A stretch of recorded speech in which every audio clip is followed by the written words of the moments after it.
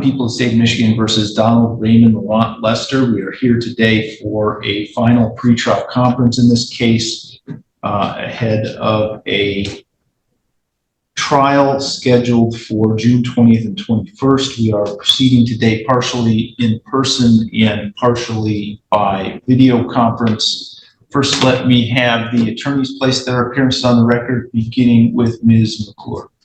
E.B. McClure filling in for Prosecutor of Record Isaac Sneed. Samara Hennigan on behalf of Donald Lester. All right, and Mr. Lester, I believe, is in the jail Zoom 2 device. Mr. Lester, are you there? Yeah, I'm here. All right, so I don't know what's going on with the camera. We can't see you. It looks to be shooting at the almost. I'm saying that we can't see you, Mr. Lester. So, Ms. Hennigan, where do we stand? Are we ready to proceed to trial on June 20th? Thank you, Your Honor. I met with my client yesterday and did make the final offer to him with regard to plea agreements. My client has declined to accept the plea that was offered by prosecution. I also was informed by my client that he has filed a few motions. I guess you would say pro se. I have not seen those motions myself, but he says he mailed them to the court. He does have many objections to the proceedings.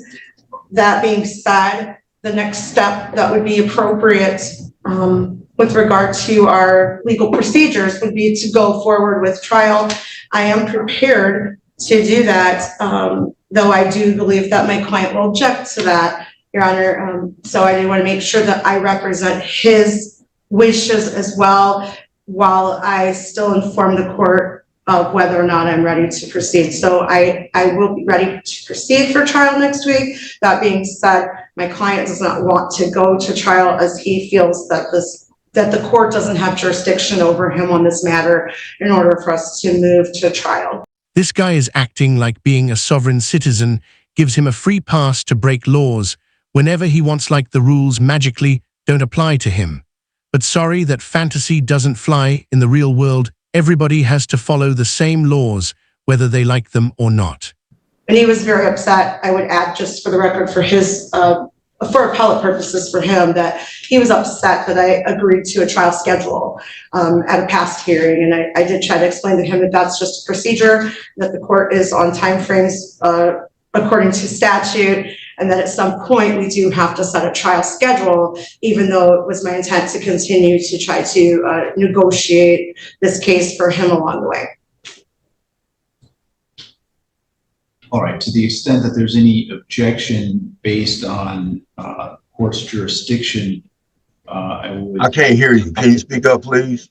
To the extent that there's any objection to proceeding to trial based on the court's jurisdiction, I would deny that, as the court does have jurisdiction over this case. It is a felony case involving an alleged felony which is alleged to have occurred within Lenawee County, State of Michigan. This is the circuit court for the Lenawee County, State of Michigan, and therefore jurisdiction is appropriate. He keeps demanding written proof, like the judge owes him a personal certificate of jurisdiction, when the reality is simple. If you woke up in that jail cell this morning, then yes, the court has power over you, end of story. But as far as I know, we are prepared to proceed to trial next week as well. Right. All right, so do we have proposed jury instructions and voir dire questions yet? We do not, and I spoke with Mr. Sneed yesterday, but I'm certain that we can agree upon those within the next day or so. I see some in our file, so maybe he's drafted them and just not. Yes, he was working on them. Okay, so I'll need those by the end of the week so that we have an adequate amount of time to get prepared for trial. I would also like to intervene here real quick, but that being said, the motion is just not for the jurisdiction. It's also for personal jurisdiction and subject matter jurisdiction. I had the right to resist an unlawful arrest, and it's not being addressed. The Supreme Court ruling on that, I just read that not too long ago, and they arrested me for an old traffic ticket. Is where it started at. They're trying to dodge the point of where they harassed me for 3 days before they arrested. And as far as this possession situation go, I was informed yesterday by my attorney, who I haven't talked to since March, that I was looking at 14 years. Under your court, Michigan rules that after 10 years, under a lower felony, after 10 years, it's automatically expunged. So I'm trying to figure out how am I being charged with a habitual criminal. And also, I would like to get that in writing, that you said that you have jurisdiction over this case, but not the said person. I'm honestly shocked at how loudly he's panicking about a possible 14-year sentence, while ignoring the fact that a deal was literally handed to him that could have gotten him out today.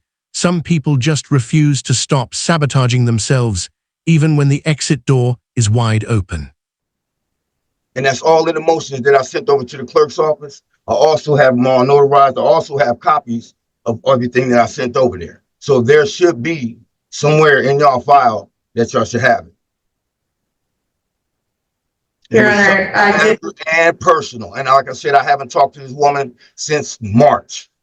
She told me that I was going to be released out for bond, and I haven't heard anything from her since then. I wrote her a letter. The first time I seen this woman in about 2 or 3 months, his first time was yesterday. And she doesn't represent the said name anyway. I've talked to her about that situation too. Somebody's not being truthful here. And I've been sitting here almost 10 months without a bond or even so much as calling my witnesses. She's never asked me anything. So my due process is being violated. Also, I'm sitting in here on an unsigned warrant. Unsigned. A probable cause warrant. They trying to make it look like they arrested me for those charges, and it's not what it was for.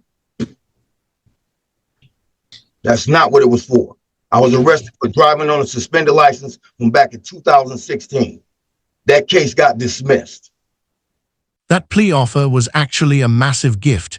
He could have walked away with time served and been finished today. But as usual, he refuses to accept any responsibility, and here we are watching him argue himself into a worse situation. He's not addressing none of those issues, Your Honor. Period. Mr. Lester, I need you to stop interrupting people, okay? What is it that you wanted to say? I did inform him yesterday that the charges he was facing could, that it's up to 14 years because there's consecutive sentencing available on those charges. He has a felony that is up to 10 years and then 2 R&Os, which can be sentenced consecutively if that were requested and or if the court were to do it. And I informed him of that at the time that I was telling him about the plea agreement that would allow him to be released today. He's really acting like his attorney is out to ruin his life, when in reality, she just has multiple clients and can't cater to him every second. The only person damaging his case is him because he keeps fighting the wrong people. So he is correct in that I did inform him of that, but it's not because of the habitual offender notice. And he asked me about that yesterday, and I reiterated again yesterday that that is not why. That is not why he's facing that amount of time. It was simply me telling him worst case scenario in this matter. All right, so to the extent that personal jurisdiction issue has been raised in addition to subject matter jurisdiction, and again deny any request on those bases because the court again has personal jurisdiction over Mr. Lester, who is a human being located in Lenawee County, Michigan, and alleged to have commit a felony crime in Lenawee County, Michigan.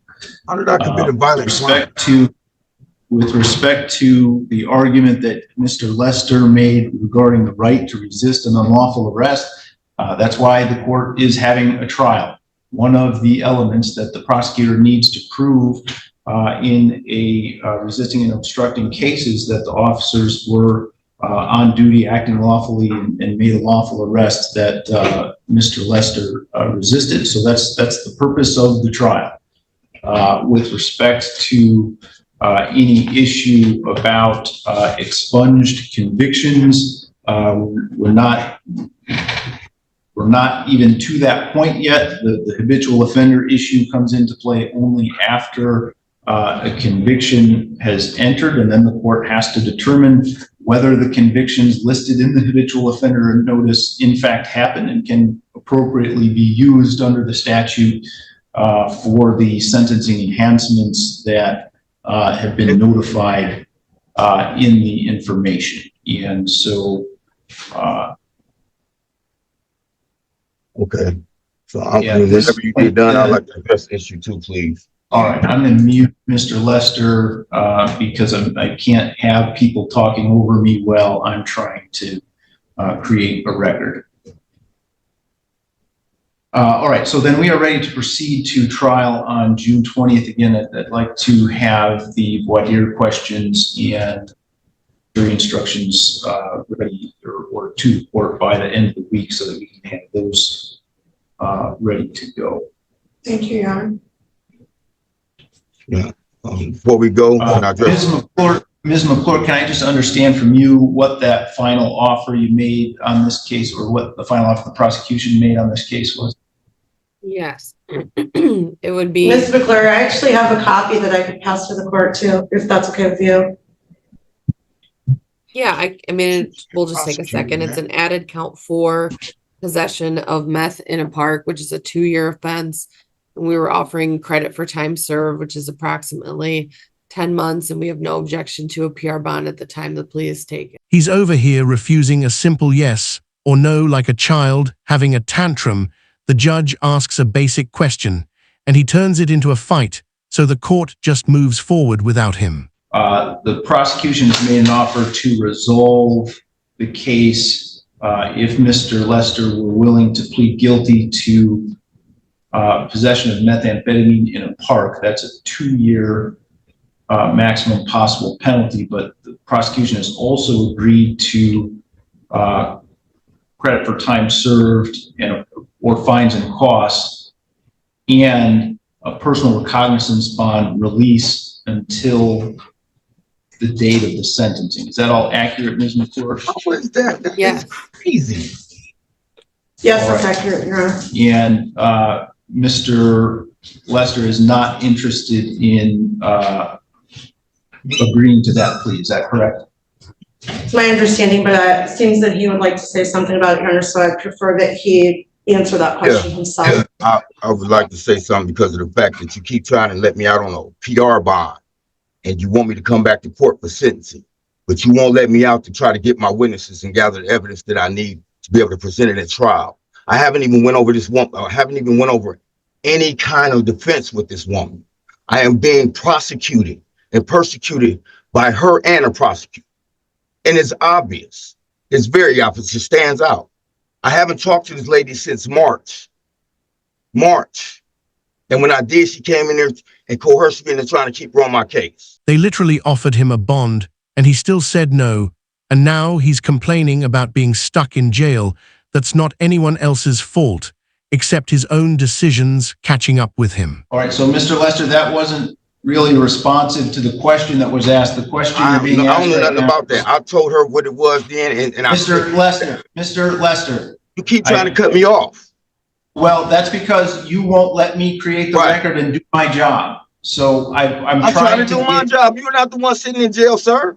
Your Honor, would you All right, please so- mute my client? I don't want him to. Record Find should yourself in reflect that. The record should reflect that Mr. Lester had, I'm sorry, so. Mr. Lester, the question I'm asking and that I need an answer to is you've heard the offer that I've indicated the prosecution has made to you to resolve the case. Do you or do you not want to? No, I'm not, because they had no business arresting me, Your Honor.